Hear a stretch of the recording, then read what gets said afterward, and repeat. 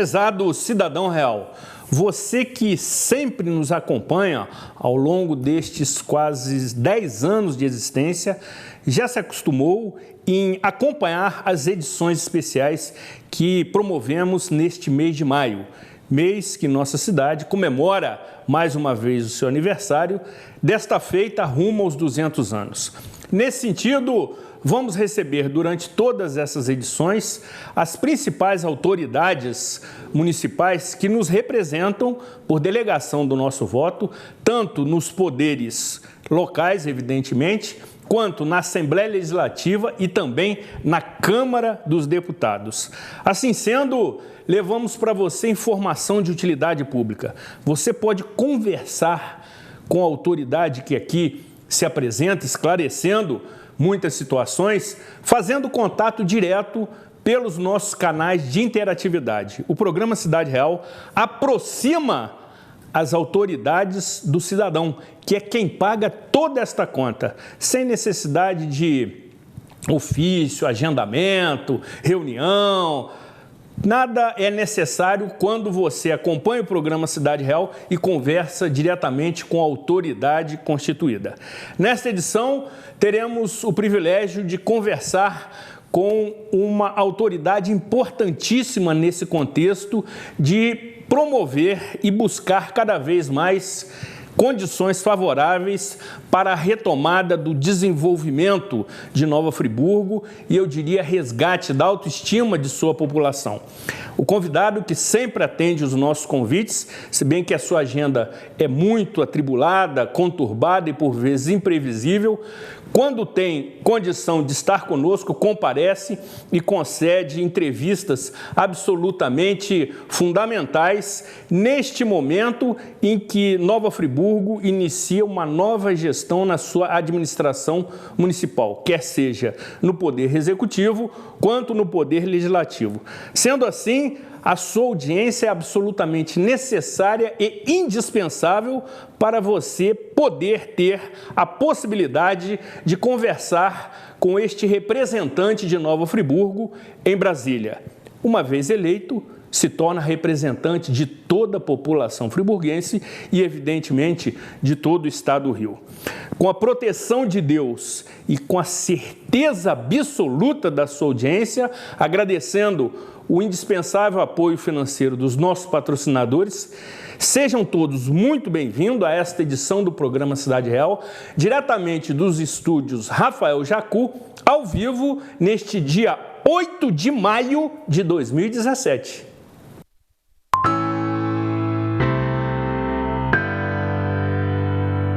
Eu vou vender, eu vou comprar, vou alugar. O que é meu tem que durar, valorizar.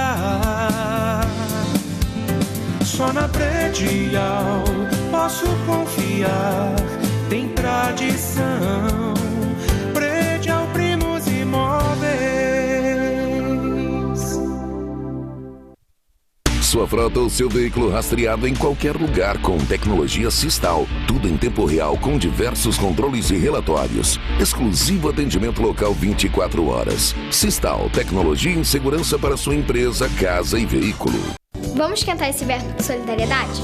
Abrir o armário e aquecer o próximo. Quem doa roupa entrega dignidade e faz um mundo muito melhor. Vamos fazer de cada doação um inverno mais quente. Unimed Nova Friburgo. Cuidar de você. Esse é o plano.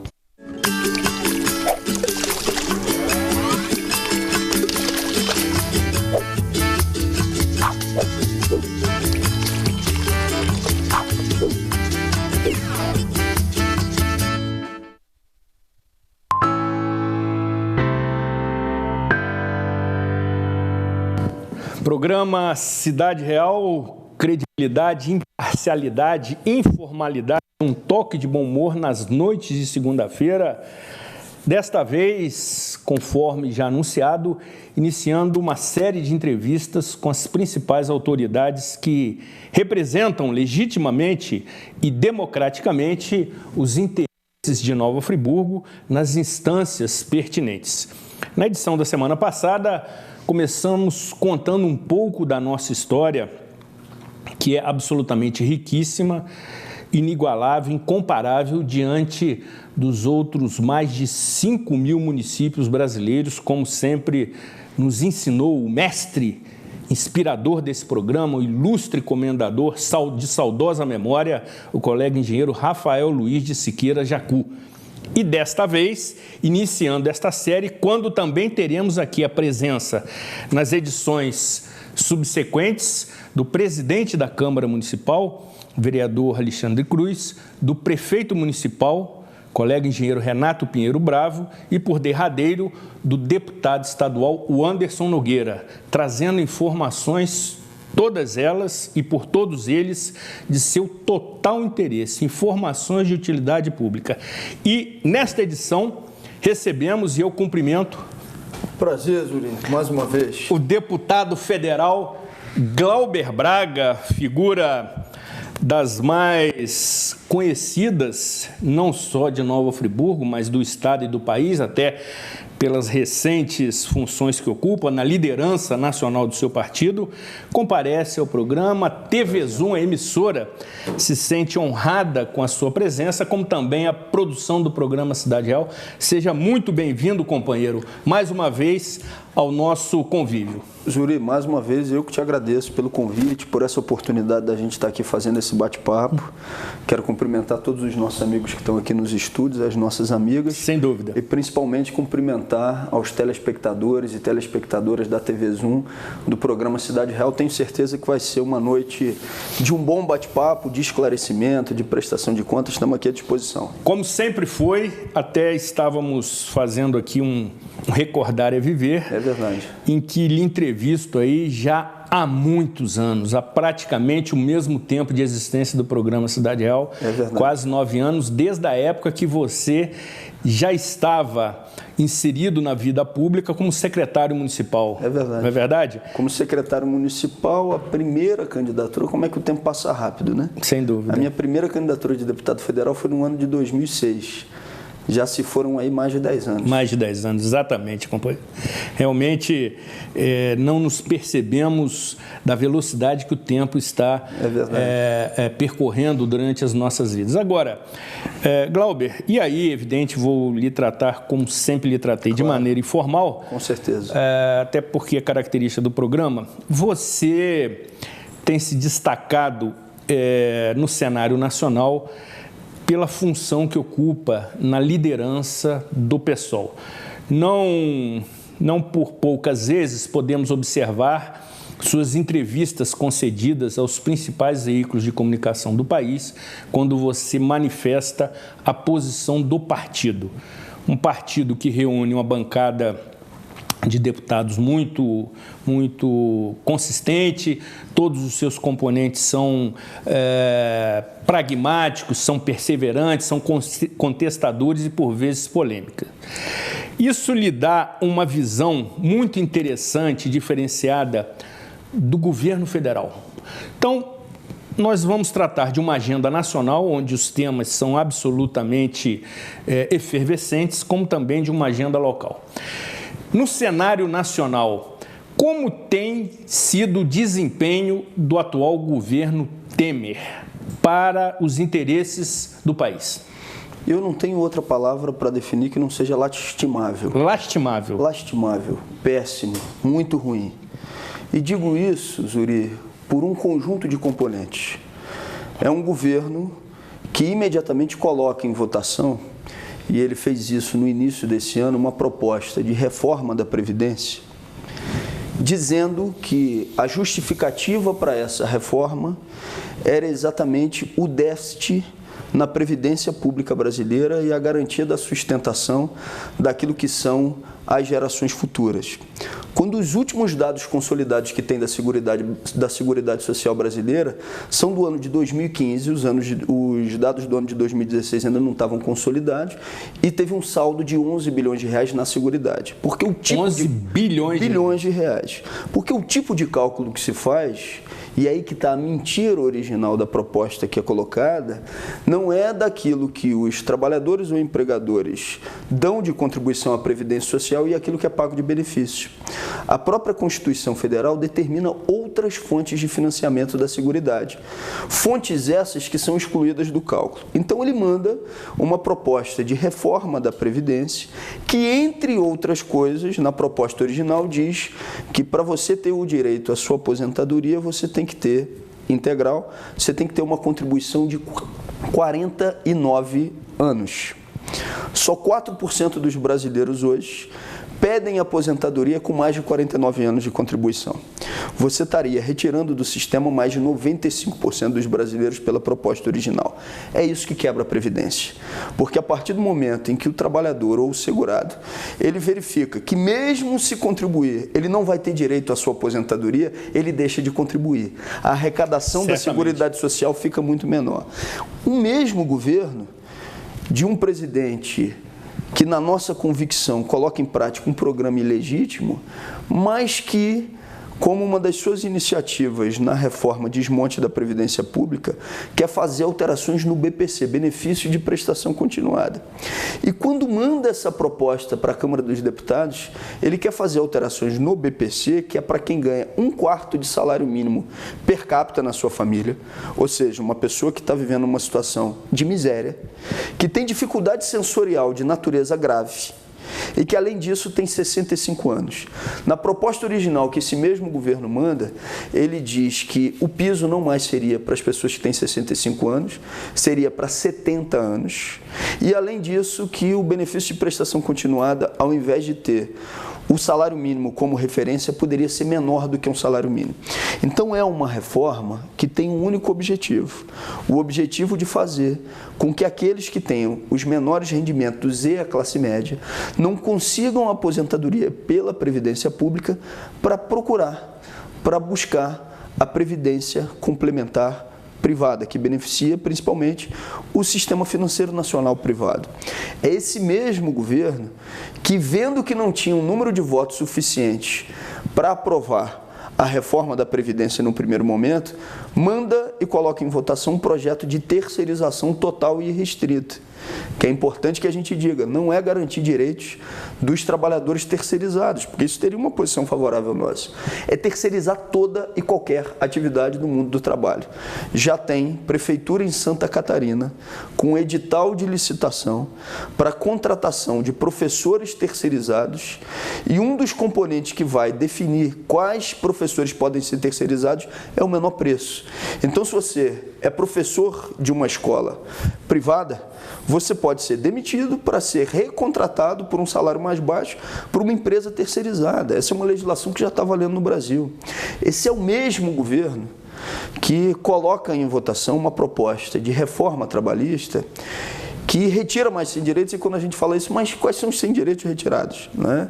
Os 100 direitos retirados são as 100 propostas feitas pelo relator, mas com um item especial que diz que o negociado prevalecerá sobre o legislado. Então, vamos dizer que você seja funcionário de um grande banco nacional, e naquele mês o dono do banco vira para você e fala o seguinte: Zuri, eu vou ter que te demitir, mas para não te demitir, eu posso abaixar o seu salário. Você topa?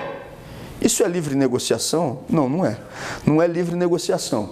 E aí essa pessoa vai ser colocada contra a parede, vai aceitar fazer com que direitos que são consagrados e que não poderiam ser modificados pela CLT, que é a consolidação da legislação trabalhista, sejam modificados.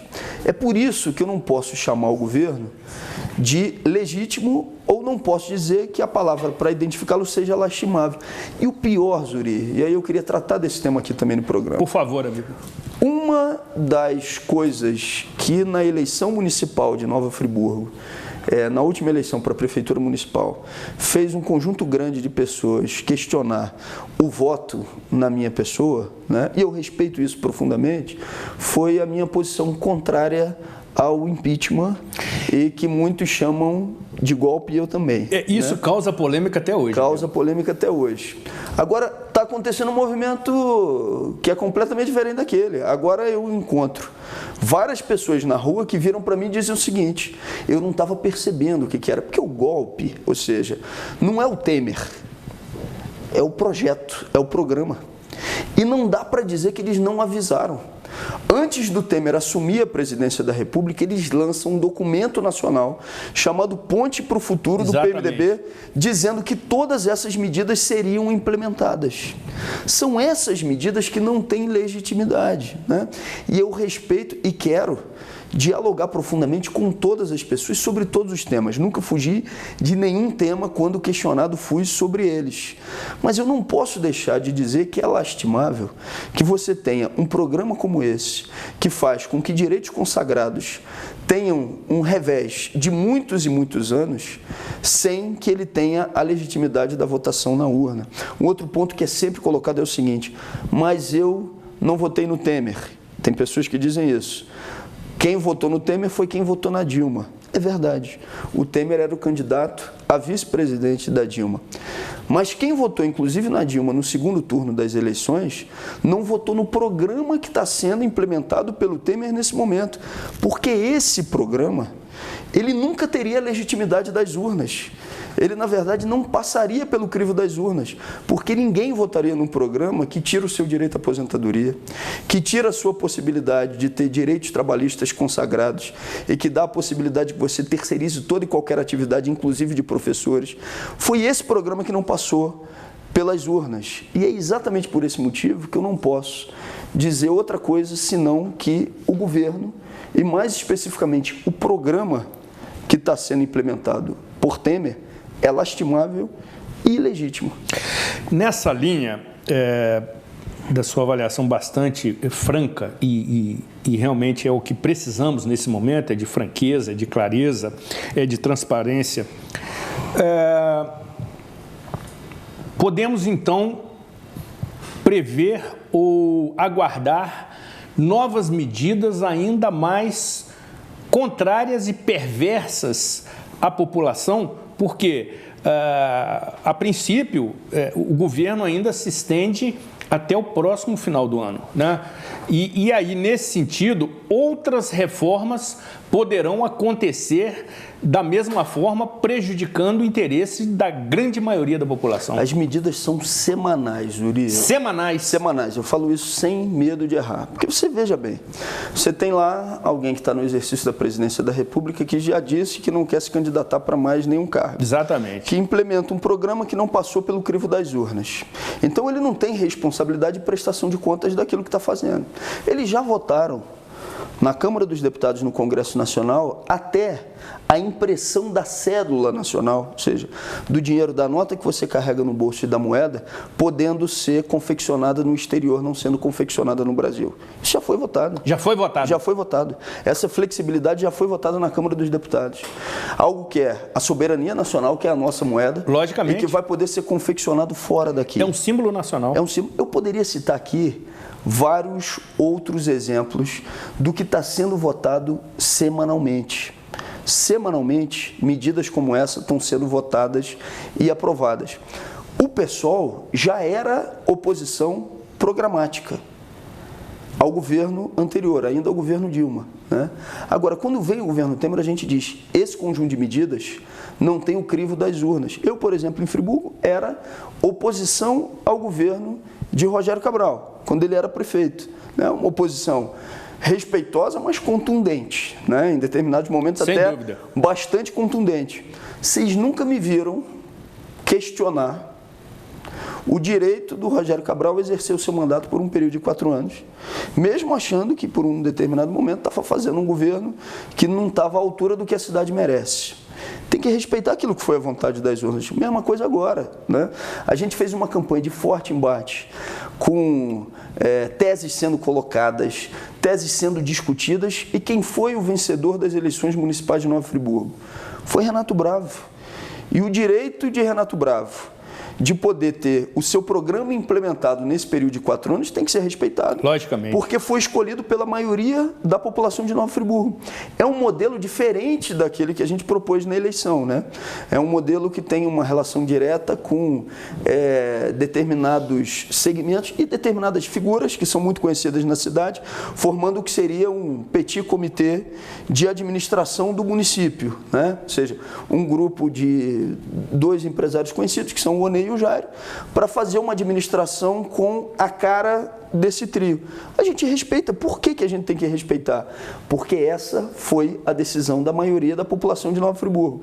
Eu fazia uma proposta na campanha eleitoral que era diferente disso, que era de prestação de contas permanente em praça pública, o prefeito mensalmente indo à Câmara de Vereadores prestando contas, estando na praça pública definindo coletivamente quais eram as prioridades. Com um banquinho, amigo? Com um banquinho e com todos os secretários municipais tendo que prestar contas para o povo na frente de todo mundo em praça pública. Né? Agora, eu tive possibilidade de colocar e defender essas teses na campanha eleitoral? Tive. Fiquei honrado de ter sido o segundo colocado nas eleições, mas por mais de 4%, por um pouco mais de 4% de votos, a cidade, nesse momento, escolheu um outro modelo. O que eu tenho que fazer? Eu tenho que questionar aquela que foi a decisão da cidade de maneira nenhuma. Eu tenho que respeitar o que foi a decisão da cidade. Na minha tarefa como deputado federal, eu tenho que procurar auxiliar naquilo que seja possível o que foi a decisão da maioria dos friburguenses e, ao mesmo tempo, como ser político e como cidadão, questionar quando eu considerar que algo não está sendo realizado de maneira adequada, mas respeitando aquilo que foi o voto popular. Sem dúvida. A democracia exige que seja assim, né? Não tenha dúvida disso. Agora, aí, Glauber, você me permite indagar um outro aspecto que me parece ser muito oportuno e também adequado para alguns esclarecimentos da sua figura política como líder do PSOL, no que se refere ao perfil do partido. Muitos contestam o PSOL enquanto partido, pela sua forma com que se manifesta, pela defesa de algumas teses. Você certamente já deve ter encontrado pessoas como eu também que interessantemente, conseguem desmembrar o deputado federal do partido. Tipo assim, não, eu gosto muito do Glauber.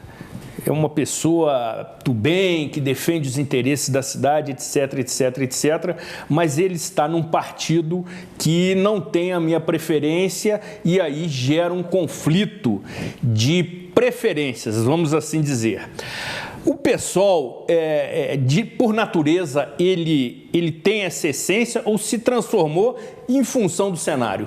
Olha, primeiro eu tenho respeito por aquelas pessoas que, por exemplo, não identificam nas minhas posições ideológicas posições que as representam. Numa democracia é isso, né? Um grupo de pessoas identifica, outras pessoas não identificam. Eu respeito também aquelas pessoas que não identificam no PSOL as posições ideológicas que elas consideram que as representam. Mas o que acaba acontecendo, e com essa pessoa eu quero dialogar, que tem muita mensagem distorcida publicamente do que são as defesas de fato realizadas pelo PSOL, e que aí eu quero fazer o esclarecimento. Esse é o momento. Porque aquela pessoa que, porventura, tem uma posição diversa, porque não conheceu profundamente quais são essas posições e não teve a possibilidade de refletir sobre elas, eu quero dialogar com essa pessoa e te digo, viu, Zuri? Eu hoje estou plenamente convicto que o PSOL, que o Partido Socialismo e Liberdade, é a representação de um projeto político fundamental para o nosso país. Porque o PSOL, ele está do lado de quem? Ele defende quem? Quem historicamente passou por qualquer processo de exclusão ou de opressão. E aí vamos sair um pouco aqui da política institucional e vamos falar da figura histórica de Jesus Cristo. Jesus Cristo esteve sempre do lado de quem? Ele esteve do lado daqueles que eram os poderosos do seu tempo, ou ele esteve do lado daqueles que historicamente foram excluídos ou eram excluídos na sua época. Ele esteve do lado dos excluídos. Sim, né? Certamente. Então, se eu tenho uma defesa para fazer e essa defesa me gera dúvidas, o questionamento, a pergunta que eu sempre faço é: essa pessoa está passando por um processo de exclusão? Se ela está passando por um processo de exclusão pelas suas opções de vida, seja pelos seus rendimentos, seja pela sua opção religiosa, seja pela sua orientação sexual, seja pelo seu gênero, seja pela sua raça, se ela passa por um processo de exclusão, necessariamente precisa ter um partido político, como o PSOL, para poder estar fazendo a defesa dos direitos daquela pessoa. Porque a maioria das pessoas, inclusive na população brasileira, é uma maioria que passou ou passa por algum processo de exclusão. Quando a gente vai falar, por exemplo, da reforma trabalhista, não é a maioria que quer que a negociação entre trabalhador e empregador seja teoricamente livre, porque a maioria dos trabalhadores brasileiros sabe da dificuldade que é colocar comida na sua mesa e sabe da necessidade que tem em estar estabelecendo esse diálogo e, ao mesmo tempo, garantindo o seu direito. Se ele é a parte mais vulnerável nessa relação, eu tenho que respeitar todos, mas eu tenho que estar na defesa dele. É isso que o pessoal defende. Ou seja, o pessoal defende que você tenha um amplo processo de trabalho para ficar do lado daqueles que historicamente passaram por algum tipo de exclusão. Agora, parte de um pressuposto também. Um pressuposto que você precisa, num sistema econômico que normalmente concentra recursos, que você tenha igualdade de direitos, não é igualdade excluindo o que seria a diversidade. Você tem suas características individuais, eu tenho as minhas, Tamara tem as delas, mas a gente tem que ter igualdade em direitos. Mas, ao mesmo tempo, além da igualdade de direitos, vem aí uma compatibilização, porque a igualdade de direitos necessariamente é também econômica, que você tenha liberdade para expressar as suas opiniões, para divergir daquilo que eu defendo. É isso que é o pessoal. É isso que é o pessoal. Então, eu estou completamente convicto de que, com um diálogo amplo, profundo, sobre o que é a representação do partido e do seu programa, que muitas pessoas se aproximam já e se aproximarão do que é a militância. Agora, é claro, dentro de um partido político, como dentro de uma família, como dentro de um coletivo, existem divergências de opiniões? Claro. Certamente. Porque senão não seria um partido de humanos, né? Certamente. Seria um partido de robôs. Pois é, amigo. E partido de robôs a gente não precisa, a gente precisa de partido de humanos. Exatamente. E aí você precisa retornar mais vezes aqui no programa Cidade Real. Com o maior prazer, com o maior prazer. Falei demais, né? Não. Justamente para esclarecer esses aspectos que por vezes causam conflitos pelo desconhecimento. Evidentemente que do outro lado da tela tem vida inteligente. Claro. As pessoas podem concordar ou discordar da sua justificativa, da sua explicação. O que é natural. O que é natural. Claro. O que faz parte do processo democrático e do contraditório, que eu entendo ser extremamente saudável. Agora, estão tendo a oportunidade de conhecer esses esclarecimentos. Perfeito. E isso colabora significativamente no diálogo, no debate, no entendimento.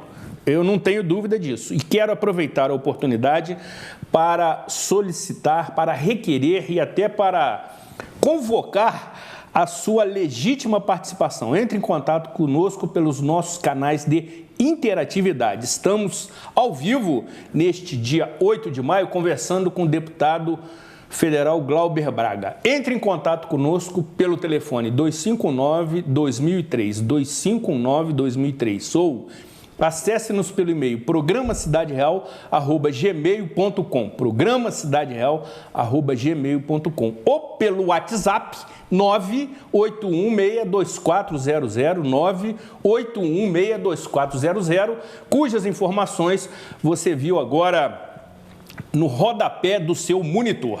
Na minha época se chamava televisão, agora se chama monitor. E aí, companheiro, nesse cenário todo, e daqui a pouco nós trataremos de uma agenda local, evidentemente, logicamente, você que está no centro das atenções nacionais enquanto instituição, Câmara dos Deputados, enquanto Brasília, qual é a sua percepção ou qual é a sua leitura e mais, qual é a temperatura da classe política diante da Operação Lava Jato, que tem realmente tomado assim proporções inimagináveis. Hoje nós, e esse hoje se refere ao momento atual, nós observamos pessoas recolhidas da sua liberdade, privadas da sua liberdade, presas, que jamais imaginávamos. E aí, passando por várias instâncias, por vários poderes, tanto executivo quanto legislativo, e de certa forma até surpreendente, como, por exemplo, temos um ex-governador do nosso estado preso, temos o ex-presidente da Câmara dos Deputados da mesma forma, ministros de Estado, secretários estaduais, vereadores, prefeitos, enfim. Temos toda sorte de representação política também no sistema carcerário, se você me permite a observação. E acredito que isso vai chegar também em outras personalidades do cenário nacional, conforme o desdobramento das operações Lava Jato vão acontecendo. E você lida com esse pessoal que deve estar aflito por conta dessa operação. Corremos o risco de ter retrocesso nessa operação Lava Jato, que está, de certa maneira, passando o país a limpo, ou você não concorda? Vamos lá, vamos falar sobre isso. Primeiro, eu queria fazer uma reflexão contigo, Júlio. Faça, amigo. Ninguém colocou oposição mais contundente contra Eduardo Cunha do que eu dentro da Câmara dos Deputados. De forma... Você me permite uma parte? À vontade. De forma corajosa, naquela sessão da votação sobre o afastamento dele, você se manifestou de uma maneira que, por poucas vezes, tirou o controle do presidente da Câmara à época. Normalmente, ele se mostrava muito seguro das suas posições, da sua condução. Mas da forma que você falou, assim, extremamente contundente, ele visivelmente se mostrou descontrolado. Fiz oposição contundente a Eduardo Cunha. Era oposição ao governo de Sérgio Cabral. Em determinados momentos até passei por um processo de incompreensão, porque cobrei publicamente pezão aqui em Nova Friburgo. Exatamente. Quando o aluguel social estava atrasado. Teve isso num palanque. Quando eles quiseram lançar uma pedra fundamental e eu disse que não tinha motivo para comemoração. Era oposição ao governo de Sérgio Cabral. Silas Malafaia, na última campanha de Friburgo, pintou e bordou comigo. Gravou vídeos, tinha uma relação direta do seu parlamentar, que é o Sóstenes Cavalcante, que no dia do debate da televisão da Rede Globo, estava dentro do estúdio da Globo, junto com o Rogério lá, fazendo aquilo que seria a estratégia de Rogério para o programa. Silas Malafaia gravou depoimentos mentirosos contra mim em Friburgo e foi conduzido coercitivamente, foi algo que nacionalmente foi dito. Sérgio Cabral está preso, Eduardo Cunha está preso. Só para citar 3 exemplos. Você já viu em algum momento, com esses adversários, que não me trataram ou que não tiveram qualquer tipo de ética na relação comigo, em determinado momento da vida, eu comemorar a prisão de algum deles? Não. Não fiz. Não fiz com nenhum deles.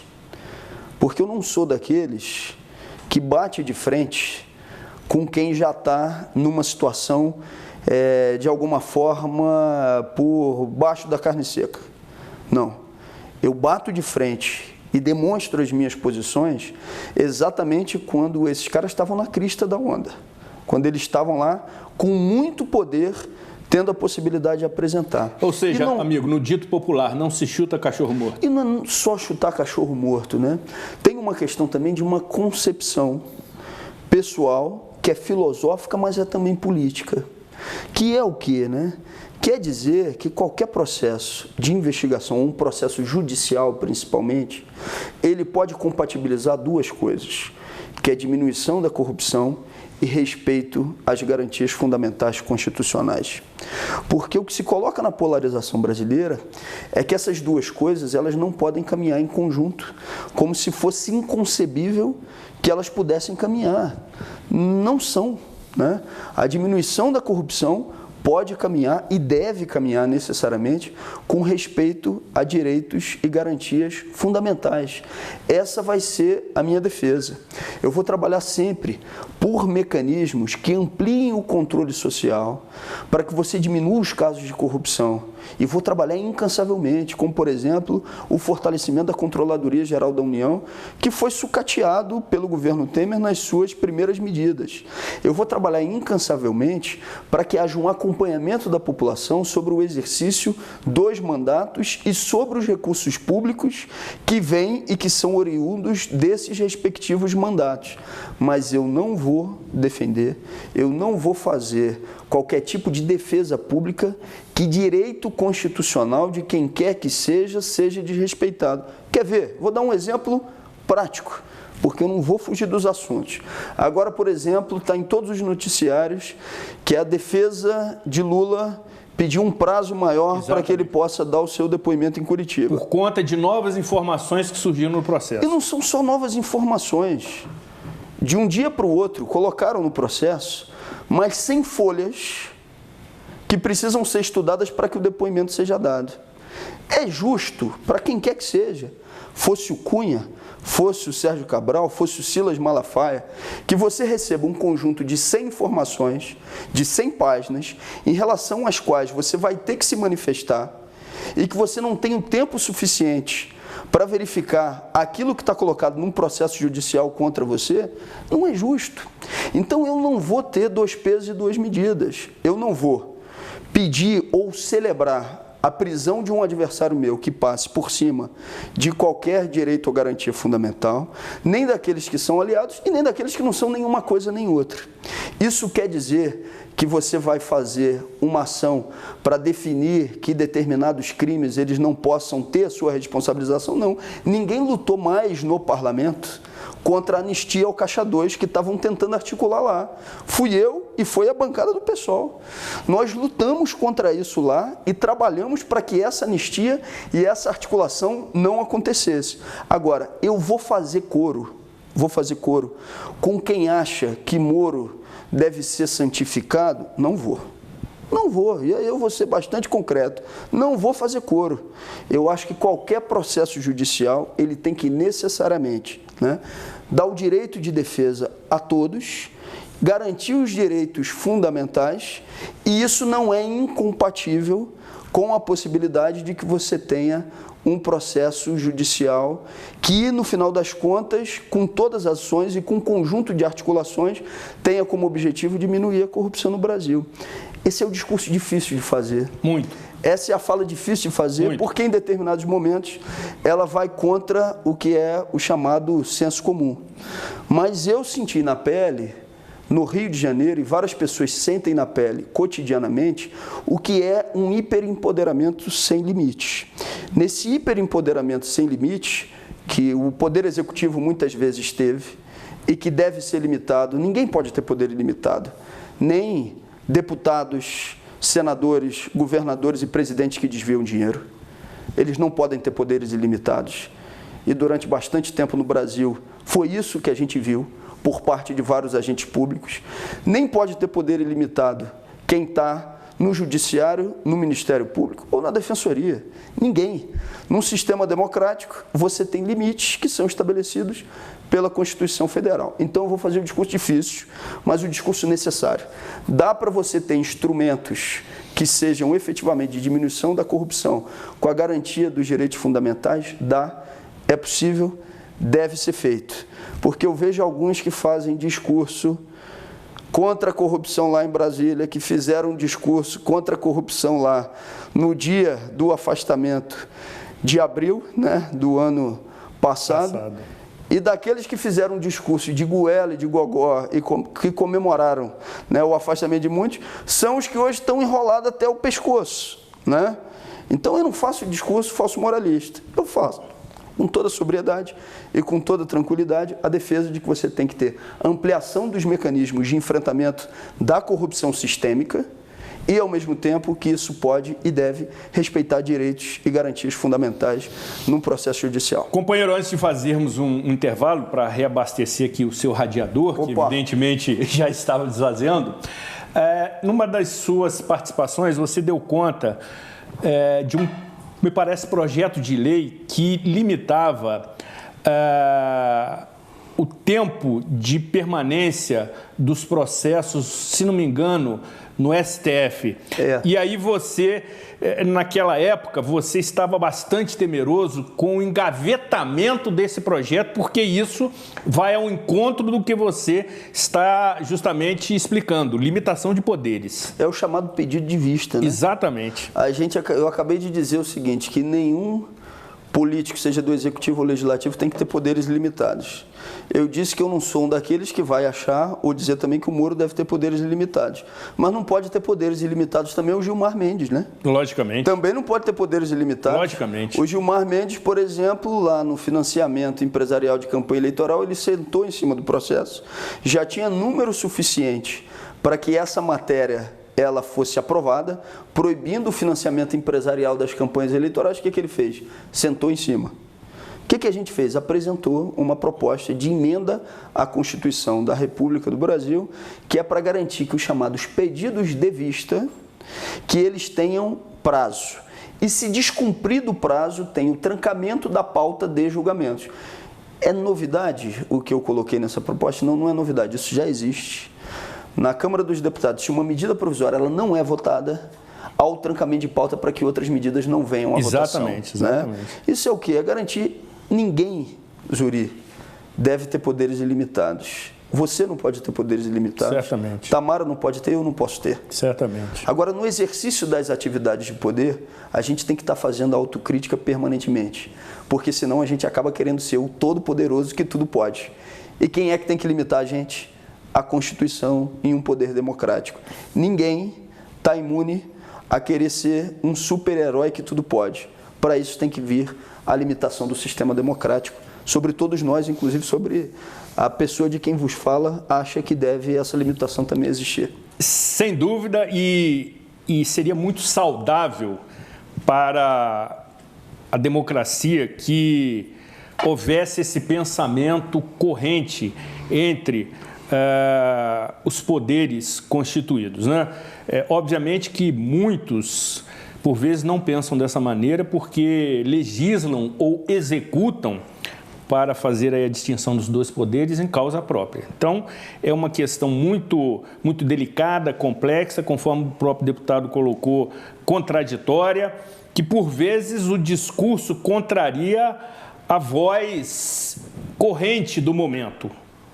Mas precisamos justamente de informação, até porque você, como todos nós, tem uma ferramenta fantástica hoje de acesso e uso extremamente facilitado e rápido, que são as redes sociais através dos aparelhos de celulares. É preciso nos manifestarmos, encaminharmos nossa reclamação, sugestão, pedido de informação àqueles que foram eleitos para defender os interesses do nosso município. E nessa situação, o deputado federal Glauber Braga, que mais uma vez se coloca respondendo a todas as questões, como vai fazê-lo no retorno do intervalo. Depois dos nossos reclamos comerciais, retornaremos com as suas participações e também tratando de uma agenda local. Não saia daqui, afaste-se do seu controle remoto.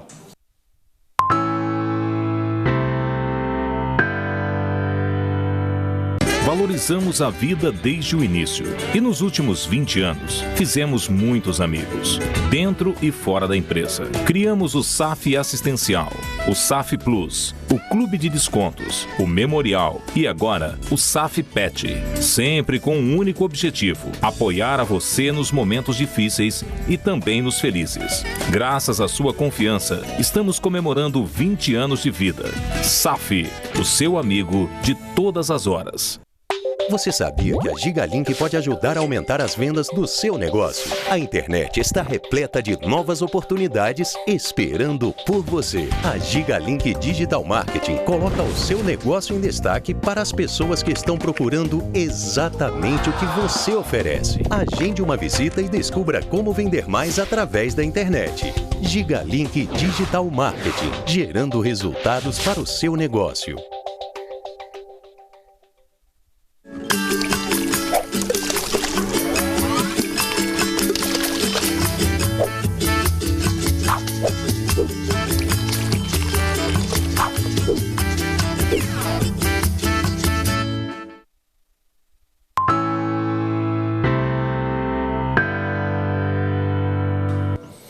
Programa Cidade Real, credibilidade, imparcialidade, informalidade, um toque de bom humor nas noites de segunda-feira.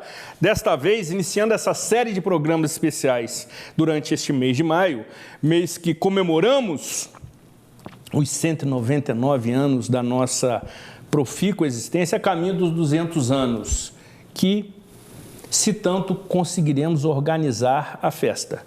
Sempre disse isso já há muito tempo.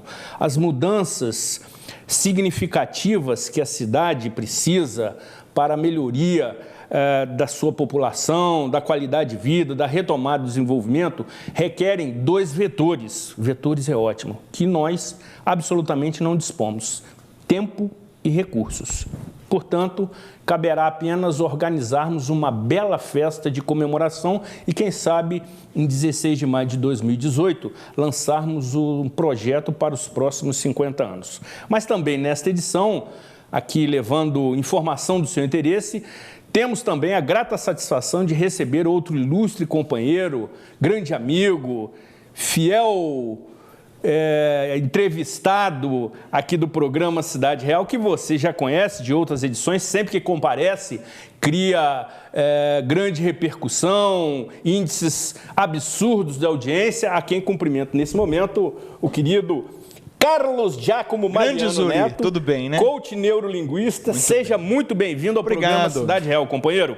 Muito obrigado. Aí, você vem rapidamente anunciar uma palestra que você vai realizar no próximo dia 17 de maio, às 19h30, na Associação Comercial, que fica localizada ali na Avenida Alberto Braune, número 111, tratando desta vez da medicina emocional, companheiro. Gostou dessa? Muito. Do que trata a medicina emocional? Vou explicar para todos aqui, para o pessoal de casa.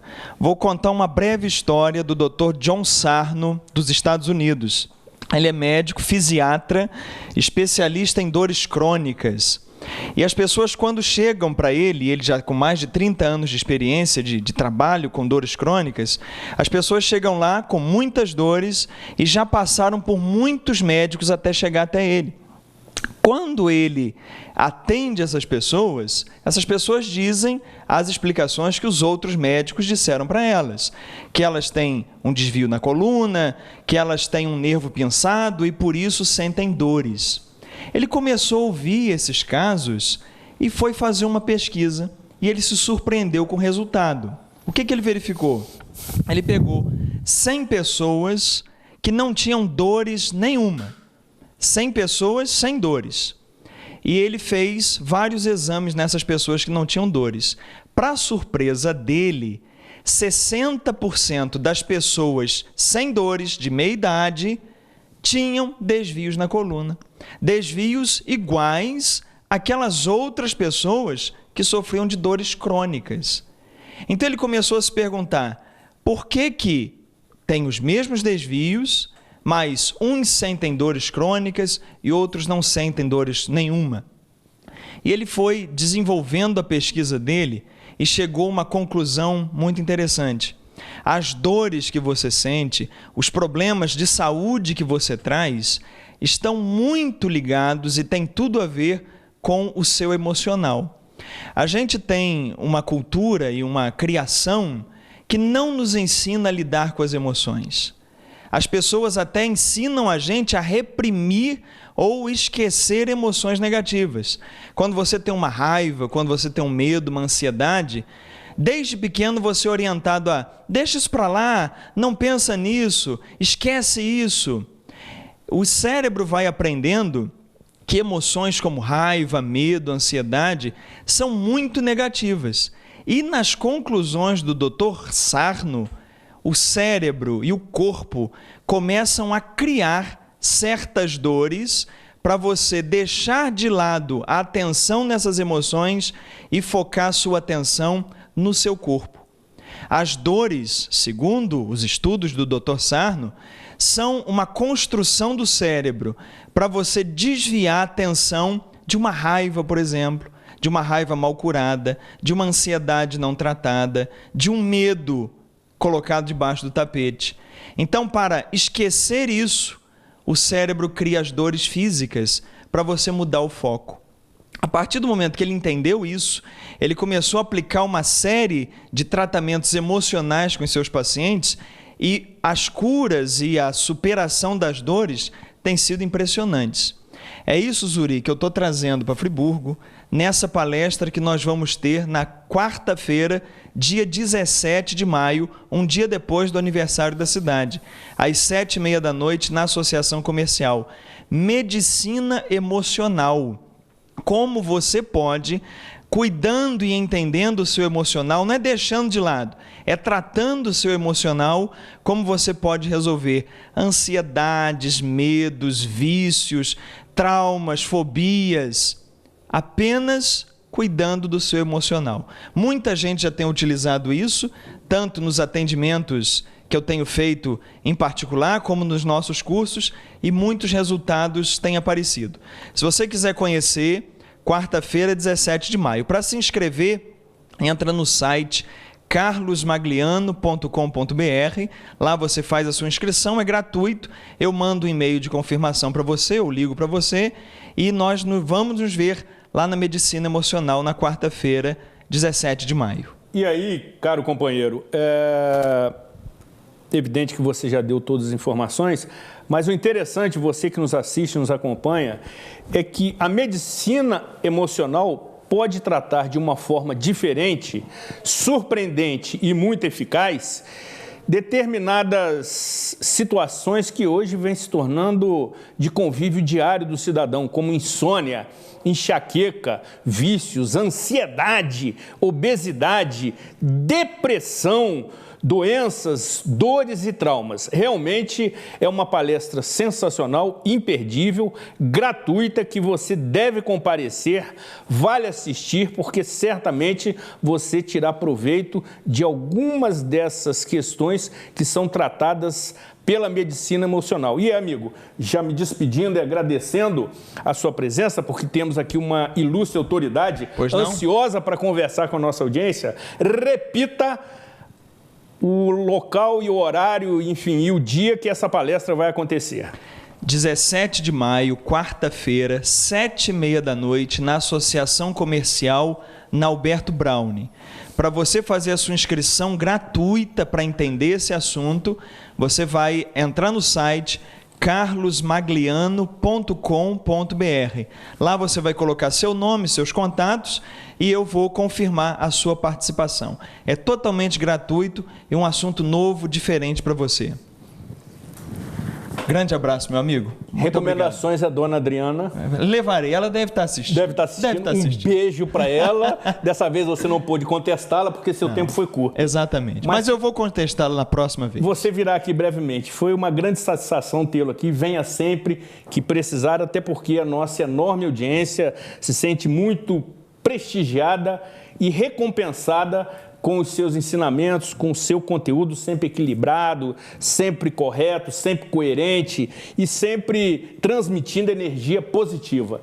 É bom tê-lo aqui. Obrigado, meu amigo. Eu digo o mesmo de você. Tamo junto. Um abraço. Legal. Tchau, Muito tchau. bem. Companheiro, aliás, eu não deveria usar esse termo, né? Porque já se tornou, de certa maneira, pejorativo. Proponho começarmos a abordar as participações e aí vamos desenvolvendo os assuntos, porque o tempo urge. Inicialmente, de Douglas Carvalho de Olaria, que coloca o seguinte: o deputado Glauber Braga me representa, apesar de não ter votado nele.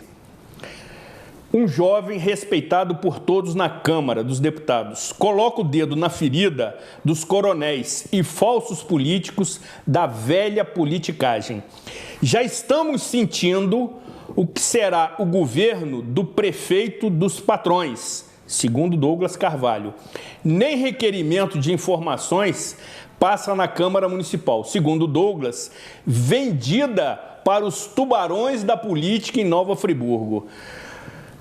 Qual tem sido o seu relacionamento com a atual Câmara Municipal, que tem representantes do PSOL? Hoje, inclusive, um grupo de vereadores, viu, Zuri? Sim. Viu, Douglas? Foi ao meu gabinete aqui em Friburgo, um grupo de 6 vereadores querendo discutir aquilo que é a nova lei orgânica do município. Eu me coloquei à disposição, falei também aquilo que eu imaginava que eram as posições mais adequadas para um sistema institucional que está falido no Brasil como um todo, né? Ou seja, o sistema representativo nacional passa por um processo de falência. Então, a minha relação, tanto com os vereadores eleitos, quanto com o prefeito eleito e os seus secretários, primeiro é uma relação respeitosa, né? Porque eu, acima de tudo, tenho que respeitar aquela que foi a vontade da maioria da população de Nova Friburgo. A gente pode divergir, e eu acho que já deu para perceber aqui no programa e nas nossas posições que quando a gente tem divergência, apresenta claramente quais são. Eu prefiro que seja assim, até para que as pessoas possam formar as suas próprias convicções. Agora, ao mesmo tempo que é de respeito, pode ser de divergência e deve ser de divergência em relação aos projetos que estão sendo implementados. Zuri, eu quero passar as suas mãos porque eu estou sendo cobrado. Você sempre que vem aqui, amigo, me traz documentos. Você tem uma gaveta aqui que eu guardo só os documentos que você me traz. Eu quero passar as suas mãos, sim, inclusive porque isso hoje deu alguma polêmica. Foi apresentada uma matéria com as emendas parlamentares que eu indiquei para Nova Friburgo no orçamento de 2017. Quando acabou a eleição municipal, eu fiz um encontro de emenda participativa na comunidade Florândia da Serra, onde a comunidade escolheu uma quadra de esporte. Eu recebi o prefeito Renato Bravo no meu gabinete em Brasília. Eu não fiz emendas participativas anteriores à eleição, até para não ficar aquela história de que eu estava querendo me utilizar do processo de emenda para algum benefício eleitoral. Certamente. E ele apresentou, então, um conjunto de solicitações da administração municipal em relação ao mandato para indicação de emendas. E eu fiz a indicação de um conjunto de emendas solicitadas pela prefeitura. Só que a gente está preocupado, porque várias dessas emendas não tiveram um encaminhamento, e falo isso respeitosamente, não é uma agressão de natureza pessoal, é institucional, é política. Várias dessas emendas não tiveram o seu encaminhamento feito. Eu quero te passar aqui a relação dessas emendas, do que foi proposta rascunhada, do que foi encaminhado, do que não foi. Aqui tem um relatório completo. A prefeitura, infelizmente, eu não vou colocar isso no patamar da maldade política, mas da desinformação, no primeiro momento, lançou uma nota dizendo que todas as emendas tinham sido encaminhadas. Não estão aqui, estão aqui em amarelo e em vermelho as que não foram encaminhadas e as que estavam em diligências, que é esse conjunto de recursos. E aí eu já ouvi um outro questionamento de que o mandato não teria, porventura, avisado a Prefeitura Municipal de que esses recursos teriam que ser mandados. Eu estou aqui com a troca de e-mails do que foi encaminhado e mandado para a Prefeitura Municipal, tratando do mesmo tema, com as respectivas datas e com quem recebeu os e-mails. Sem contar que eu, pessoalmente, por exemplo, falei pessoalmente com o prefeito por telefone e quero aqui dizer, ele foi muito respeitoso, receptivo, por exemplo, sobre o posto de saúde no Alto de Olaria, que estava e está com uma pendência em relação ao terreno. E a partir desse diálogo inicial foi lá a Lair com a representante da minha equipe, Alice, dialogar com o secretário de projetos especiais da prefeitura. Eu estou fazendo e colocando esses documentos aqui para poder fazer uma crítica pessoal a alguém, não. Eu estou fazendo o que eu sempre faço, que é prestar contas das minhas ações e iniciativas como deputado federal, como eu acho que não poderia deixar de ser. Continuo aberto ao diálogo, o que puder fazer para auxiliar a cidade de Nova Friburgo, estamos à disposição para fazer. E aí, amigo, essas emendas perfazem qual valor? Está aqui, vou te mostrar aqui, porque está na primeira folha que eu te passei. Essas emendas, no seu total, estão aqui. Primeira emenda delas. Segundo um documento. O de 2017, essas são emendas voltadas para Nova Friburgo, 2 milhões e 75 mil. Mas aqui nesse documento, você tem a indicação de para que área é cada emenda dessa. A maioria delas para a área de saúde. Mas também teve, por exemplo, que foi uma solicitação da administração municipal no documento que entregou no gabinete, a construção das 2 pontes em Conselheiro Paulino. Nessas, a prefeitura mandou a proposta, o plano de trabalho foi aprovado. Mas já, por exemplo, em relação à reforma das instalações do Banco de Leite do Hospital Maternidade, a proposta ficou em rascunho. Teve uma pendência da administração municipal que não foi feita. Houve uma solicitação da Prefeitura Municipal, por exemplo, para uma unidade de saúde bucal. A proposta não foi apresentada. Houve a solicitação de equipamentos para o CAPES da cidade de Nova Friburgo. Houve diligências e não houve a resposta ao conjunto dessas diligências.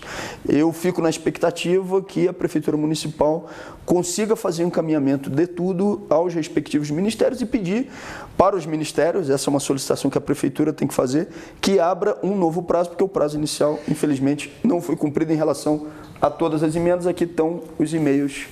Ótimo, amigo. Comprobatórios. Além de nos privilegiar com essas informações, nos responsabiliza pelo acesso e divulgação delas e também recebemos, nesse momento, uma nota da Prefeitura Municipal dizendo que a Secretaria Municipal de Saúde esclarece que inseriu emendas parlamentares no sistema e não perdeu prazos para conseguir recursos federais. Esta é a titulação da nota com um texto respectivo, justamente me parece que contradizendo o que está sendo colocado pelo deputado federal Glauber Braga, que trouxe documentação comprobatória. Nesse caso eu vou ter que falar com respeito, mas com contundência. A nota que foi encaminhada pela Secretaria de Saúde não é verdadeira, existem propostas que não foram encaminhadas, eu não quero fazer disso um fogo de batalha, uma disputa política eleitoral, porque não é. Não é. Mas a Prefeitura tem que fazer o encaminhamento do conjunto das propostas, a nota não condiz com a realidade dos fatos que a gente tem nesse momento. E aí, amigo, buscando justamente a igualdade de oportunidades, que é um termo que você sempre utilizou durante a sua trajetória política, esperamos ter a presença neste mês do senhor prefeito municipal. Já estamos mantendo contatos preliminares com a assessoria de comunicação da Prefeitura, onde ele poderá também contradizer e apresentar um arrazoado contestando essas informações. E você, do outro lado da tela, que tem vida inteligente, vai chegar à sua melhor conclusão. Participação do querido companheiro Edmilson Schneider. Boa noite, Zuri. Parabéns pelo programa. Entendo que tudo que se implanta hoje para a nação foi votado nas urnas, sim. Ninguém vira somente para presidente, de fato.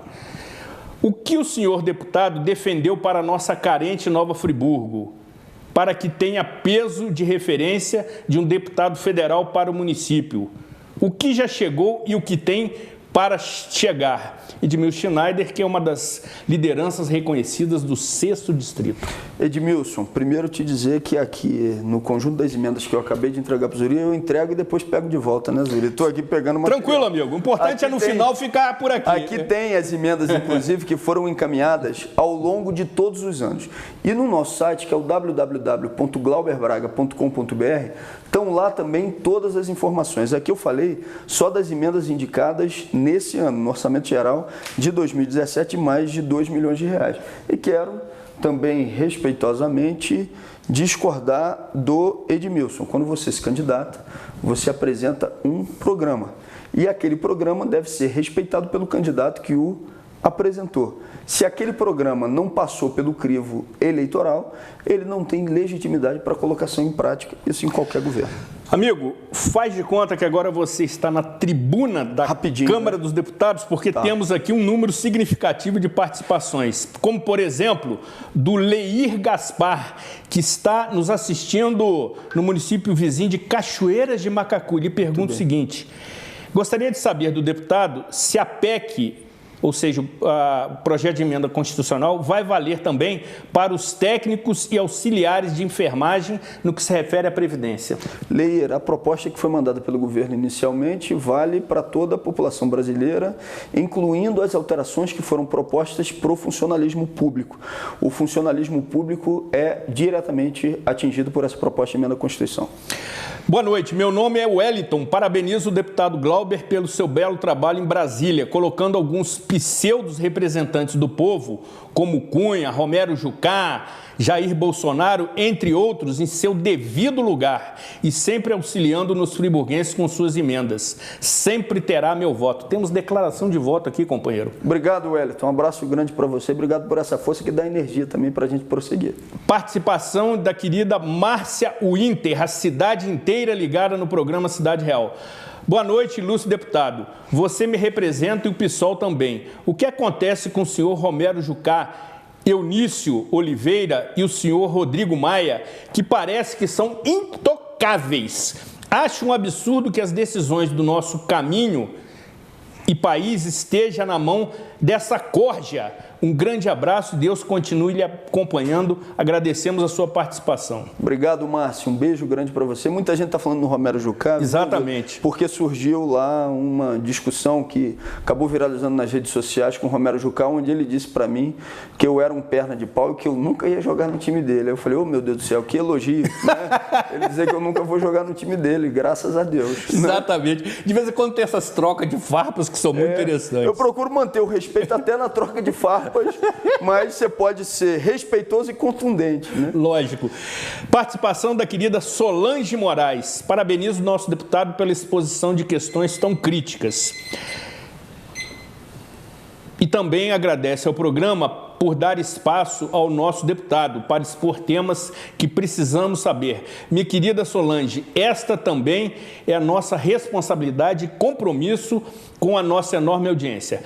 Participação da querida comunicadora Luzia Franco. Carlos Zuri, parabéns pelo programa. Como sempre, com sempre sincero reconhecimento do seu enorme valor de utilidade pública, que ele representa para a colaboração da reflexão do espírito de cidadania. Gostaria de saber do deputado Glauber Braga como está a questão do processo que ele acompanha no Congresso no que se refere à escola sem partido. Primeiro, mandar um beijo grande também para Solange e para minha amiga querida Luzia. Tem uma comissão especial que está formada discutindo esse tema do Escola Sem Partido, que é importante que a gente diga, é a chamada escola com mordaça. Entre outras coisas, o que tem nessa proposta diz lá que um professor que porventura incentive que os seus alunos venham a participar de qualquer manifestação, que ele estaria cometendo uma ilegalidade. Então imagine, um professor do estado do Rio de Janeiro que dentro da sala de aula, ele contextualiza dizendo que não há investimento público, um professor de geografia, por exemplo, na área de educação. Se ficar compreendido que essa fala ou essa aula do professor, porventura, tem incentivado os alunos a uma manifestação de reivindicação dos seus direitos, esse professor estaria cometendo uma ilegalidade. Esse projeto é um absurdo, está numa comissão especial, vai ser votado lá e depois eles vão tentar levar para o plenário e a gente está fazendo um trabalho para que essa matéria não seja aprovada, porque no final das contas é a criminalização de professores e profissionais de educação. Esse é o pano de fundo. Participação da querida Deise Belo, figura das mais distintas do sexto dissídio Conselheiro Paulino, remete parabéns ao programa e diz que está ótimo. Diz que este cidadão, se referindo à sua pessoa, é nota 1000. Foi o meu candidato para prefeito municipal. Remete um beijo no coração de todos e aguardo uma visita deste apresentador, que acontecerá em breve. Um beijo grande, Deise. Dá energia para a gente continuar. Prosseguir. Tá certo. Participação do querido amigo, me parece, Altiele das Brownies. Boa noite a todos. Deputado Glauber. Boa noite a todos. Ponto. Deputado Glauber, o presidente Temer, por ser vice, teria que cumprir o cronograma político da chapa que foi registrado no TRE, mesmo com o afastamento da presidente eleita. Por isso que ele está sendo considerado um presidente não eleito pela maioria e remete saudações rubro-negras, o que eu respeito, mas dispenso por questões óbvias. Por favor, amigo. Eu não sei se o Altiele afirmou que ele tem... Ele interroga. Ele interroga. Se ele deveria obrigatoriamente cumprir o programa. Não deveria, ou seja, cumprir o programa que foi defendido no período da campanha eleitoral, com certeza. Defender um programa que não passou pelo crivo das urnas, de maneira alguma. A Ponte para o Futuro, que é o documento base do PMDB, ele não foi discutido eleitoralmente. Numa democracia, o que define um programa, se ele é legítimo ou não, é aquilo que é defendido na campanha eleitoral, e esse programa não foi. Temer não disse em momento nenhum que ia fazer reforma da Previdência, reforma trabalhista, jogar CLT na lata do lixo, terceirização total e restrita, inclusive de professores e profissionais de educação. Isso não estava em nenhum programa discutido na campanha eleitoral, por isso ele não deve continuar implementando esse programa. Participação de Vlad Leal e sua gente, conhecidos no meio artístico, cultural da cidade. Boa noite, parabéns mais uma vez pelo programa. Remete um abraço extensivo ao deputado federal. Pergunte ao nosso representante se ele tem alguma notícia sobre a hidroelétrica que está se pretendendo construir no rio Macaé de Cima. E turismo e desenvolvimento em Lumiar e São Pedro da Serra.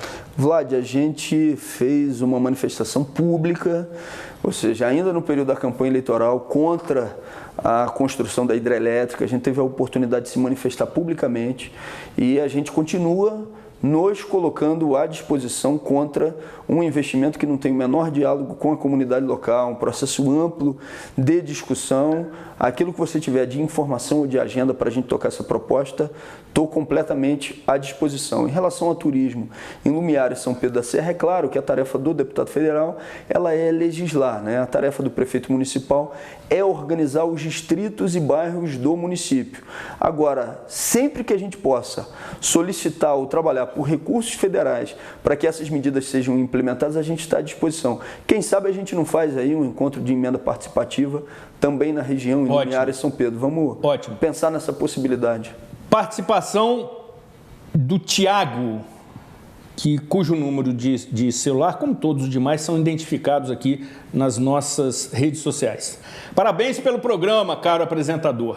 Quero perguntar ao deputado federal por que ele defende Hugo Chávez. Temos tempo?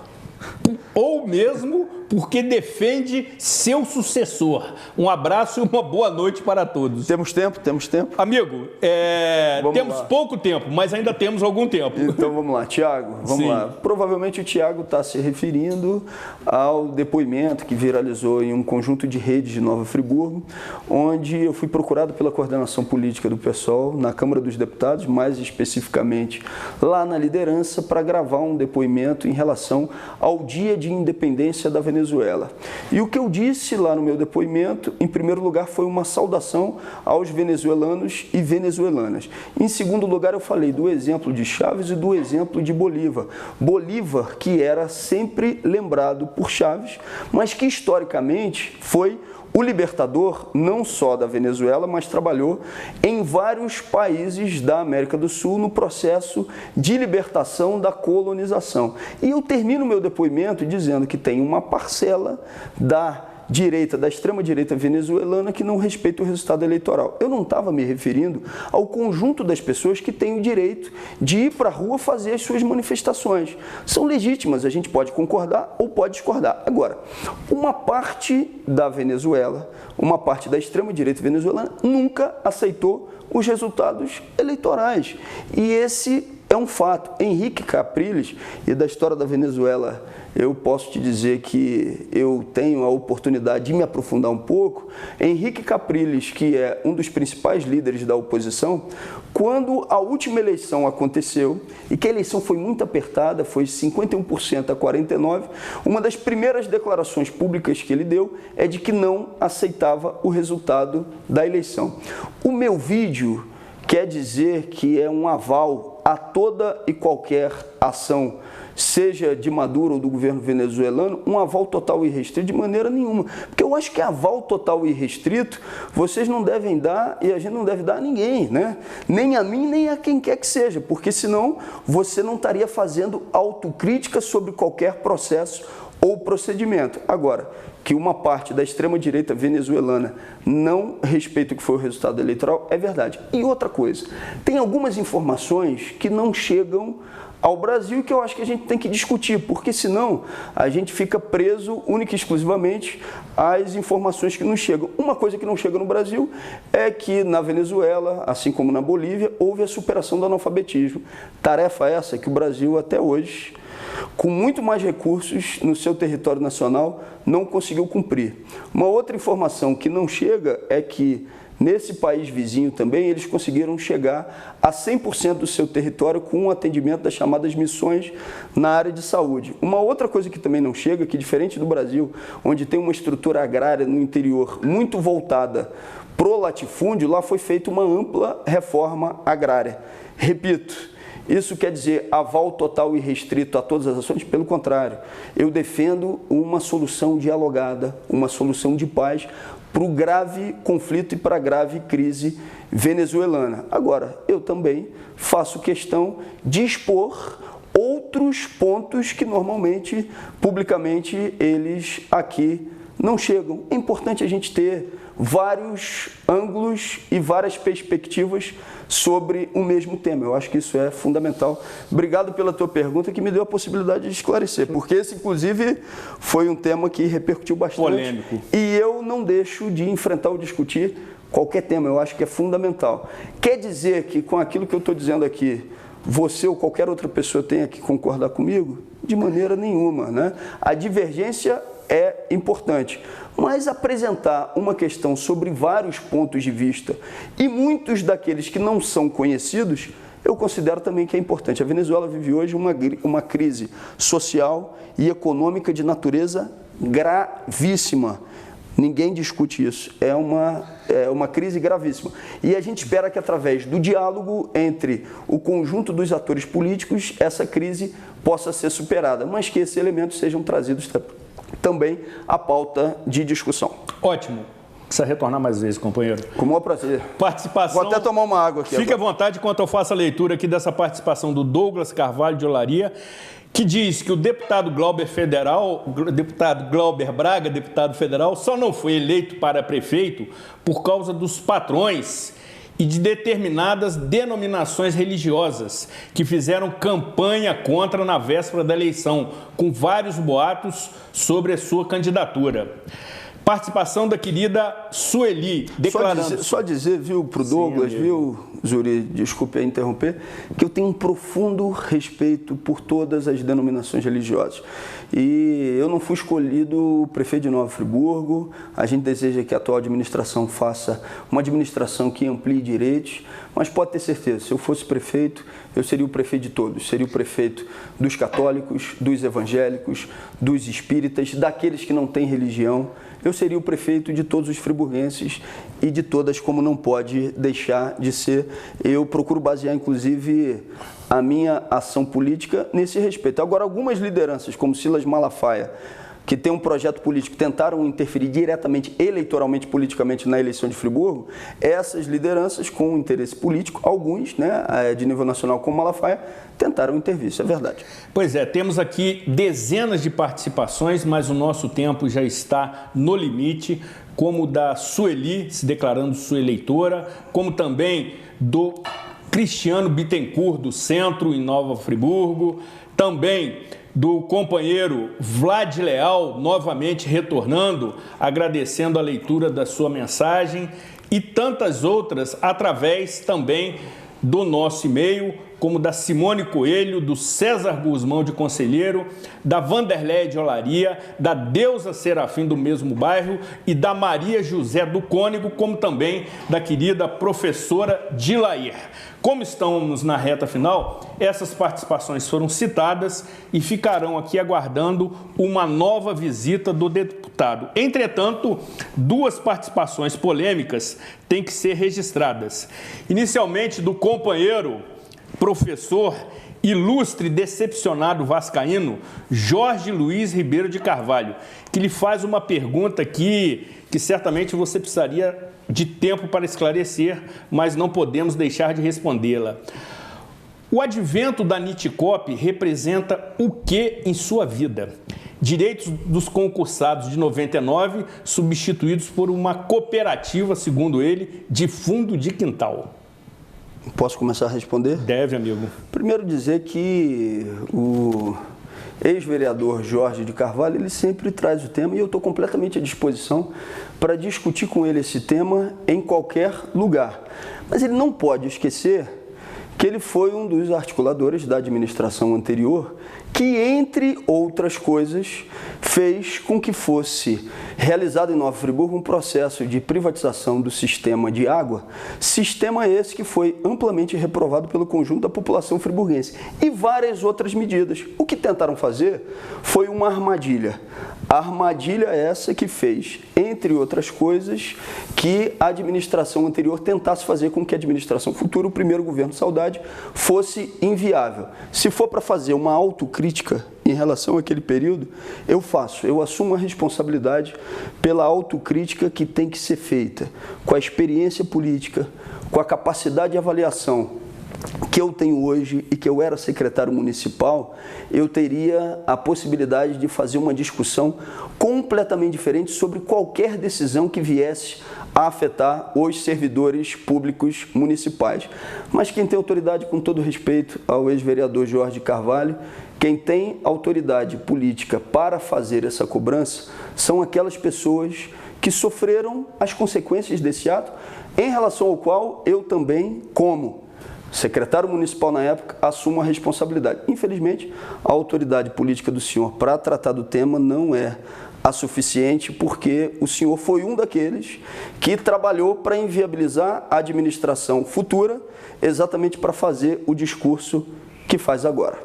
Por derradeiro, amigo, pedindo a sua mensagem aos friburguenses, antes de encerrarmos o programa, e temos que também destacar aqui o oferecimento da Tosato Gourmet, tenho que registrar a mensagem do querido companheiro, amigo de causas nobres, grande colaborador do programa Cidade Real, estamos sentindo a sua ausência, professor Ricardo Lengruber. Boa noite, um abraço cordial para o apresentador. Mande, por gentileza, uma saudação fraterna ao deputado Glauber Braga por sua atuação firme e necessária nesse cenário difícil por qual passa o país e por sua representação do Estado do Rio, especialmente de Nova Friburgo e região, no Congresso Nacional. Desejo sucesso em seu mandato. Grande abraço para você, amigo, fraternal cumprimento. Você sempre que pode, comparece, especialmente nos honra com a sua qualificada audiência. Mandar um grande abraço para Ricardo, um abraço grande mesmo, é uma pessoa que ele sabe, eu tenho um profundo respeito por Ricardo, por toda a sua família, um profundo respeito e admiração. E dizer que, apesar aqui da discussão respeitosa mais contundente em relação ao ex-vereador Jorge Carvalho, que eu tenho também um grande apreço pelo filho dele, vascaíno, que nesse momento talvez não esteja tão feliz assim com os resultados das partidas, mas que a relação fraternal, que foi inclusive meu colega de colégio, se mantém numa relação que é de respeito, mas de divergência política, que não começou hoje, que já vem de muitos e muitos anos. Mas a democracia é isso. A divergência tem que ser apresentada. Obrigado, Zuri, mais uma vez, e obrigado a todos os amigos telespectadores que acompanharam aqui o nosso bate-papo. Cara, desculpa a informalidade, é muito bom quando você vem. Obrigado, meu. Você esclarece assuntos polêmicos, você não foge nem se omite das respostas, das questões que entendemos serem institucionais. Nada que ofenda a honra pessoal. E você se mantém firme, convicto. Claro.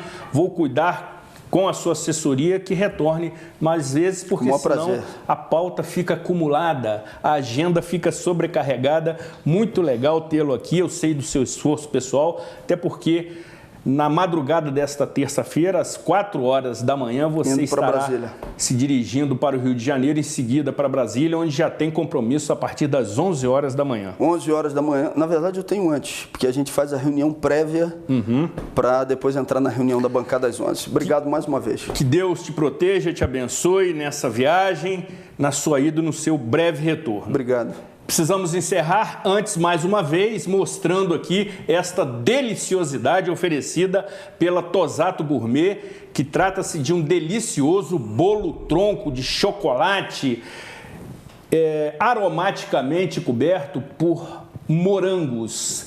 Fantástico, o próprio deputado já se manifestou interessado em saborear esta deliciosidade que você encontra, entre outros produtos, na Tosato Gourmet, que fica localizado na Rua Moisés Amélio, número 59. Entre no Facebook Tosato Gourmet, conheça toda a linha especialmente produzida para o Dia das Mães. Faça suas encomendas de tortas, bolos e salgados e você será extremamente bem atendido. Nesse sentido, um beijo para a querida Suzana Tosato, como também para o seu querido gerente Carlos Alberto Xavier, que nos honra com a sua presença.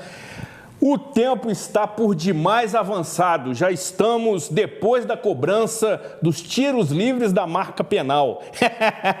Mas, evidentemente, trata-se de um programa de utilidade pública, como todos os serão durante este mês. Que Deus e Santa Rita de Cássia. Especialmente nesse mês tenho invocado também São João Batista, padroeiro de Nova Friburgo, que continue nos abençoando, protegendo, iluminando, especialmente aqueles por delegação do nosso voto terem o compromisso e o comprometimento com os interesses de Nova Friburgo, que é o que nos une. Cuidem-se bem e até a próxima edição.